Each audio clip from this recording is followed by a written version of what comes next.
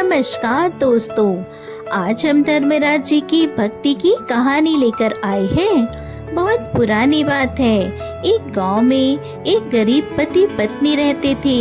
उनके मन में धर्मराज जी के सिवाय और कोई चाह नहीं थी। वह दुनिया के हर लोग को छोड़ चुके थे। दोनों पति पत्नी रोज जंगल से लकड़ी काट कर लाते थे, फिर उन्हें बेच देते थे और इसी तरह उनका गुजारा चल रहा था।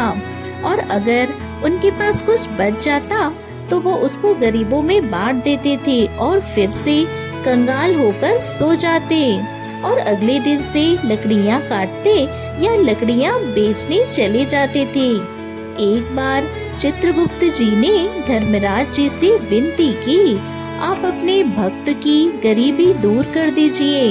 भगवान ने कहा, मैंने बहुत से उपाय किए उनकी गरीबी दूर करने के लिए, लेकिन वह सब कुछ दान कर देते हैं। 2-3 बार तो मैंने खुद भेष बदल बदल कर उनकी लकड़ियाँ 100 गुना दाम पर खरीदी थी, पर उन्होंने सारे पैसे सत्संग में दान कर दिए।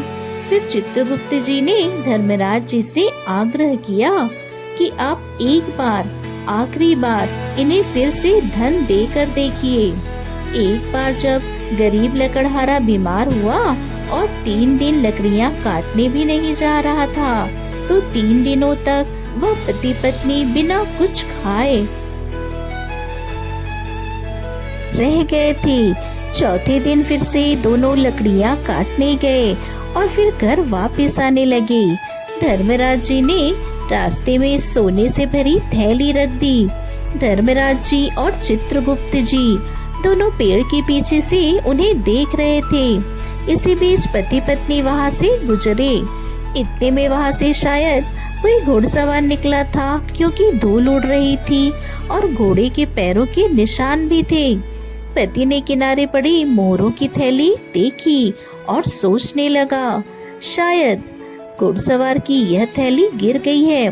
फिर उसने सोचा, मैं तो सब त्याग चुका हूँ, मेरे लिए तो धन मिट्टी के समान है, पर मेरी पत्नी का मन इन रुपयों पर कहीं आ न जाए। फिर उसने सोचा, चलो रख लेते हैं, बुरे समय में काम आ जाएंगे। ऐसा सोचकर गरीब पति ने पत्नी के आने से पहले ही थैली को जमीन में दबा दिया। तभी उसकी पत्नी भी वहां आ गई और मिट्टी डालते देख उसने पति से पूछा, आप क्या कर रहे हैं?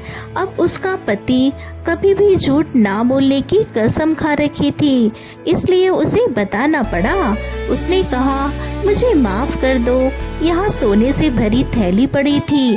मैंने सोचा कि तुम 3 दिनों से भूखी हो और यह सोचकर तुम्हारे मन में लालच ना जाग जाए, इसलिए तुम्हें ध्यान में रखकर मैंने इस पर मिट्टी डाल रही। अपने पति की बात सुनकर वह खूब जोर से हंसने लगी और बोली, मिट्टी पर मिट्टी डाल रही हो, तुम्हें शर्म नहीं आती? लगता है तुम्हारे भीतर लालच अभी भी बाकी है, क्योंकि अभी भी तुम सोने और मिट्टी में फर्क नहीं कर पा रहे हो। धर्मराज जी की जीत हुई और चित्रगुप्त जी हार गए। तब धर्मराज जी वहाँ प्रकट हो गए, पति पत्नी को दर्शन दिए और फिर दोनों भगवान को अपने घर ले आए। भगवान से उसने कुछ भी नहीं मांगा। उन्होंने कहा, हमें आपकी कृपा के अलावा कुछ भी नहीं चाहिए। चित्रगुप्त जी पति पत्नी के इस भक्ति को देखकर अपने आप को पीछे करने लगे। जिसे प्रभु की कृपा अमृत के समान लगती है, उसे संसार की हर चीज बेगानी लगती है। प्रेम से बोलो, जय हो भगवान धर्मराज जी की।